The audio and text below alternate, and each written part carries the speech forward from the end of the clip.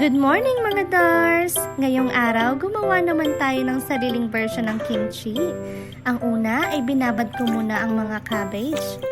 Tapos nilagyan ko siya ng half cup ng asin. Isa lamang pala yung ginamit ko kasi marami na yan para sa akin. Tapos ay after 1 to 2 hours ay banlawan mo naman siya ng maigi para mawala yung alat. At umpisahan na natin mga Dars. Ito na nga pala yung binanlawan kong cabbage na binabad sa may asin. Tapos, nilagyan ko na rin siya ng onion leaves.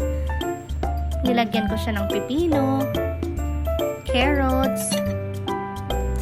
Meron din nga palang bawang at saka luya. Tapos, ito nga pala yung pampalasa natin. At nilagyan ko rin siya ng konting sugar.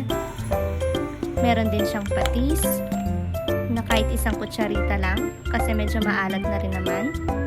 Tapos, ilagay na natin ang konting sesame oil. Tapos, maglagay na rin tayo ng samjang paste yata yung tawag dito. Pero ito yung maanghang na version niya para masarap yung pagkaanghang ng ating kimchi. At imekos-mekos lang natin yan mga Dars. Ayan na at gawa na rin ang ating sariling version ng kimchi.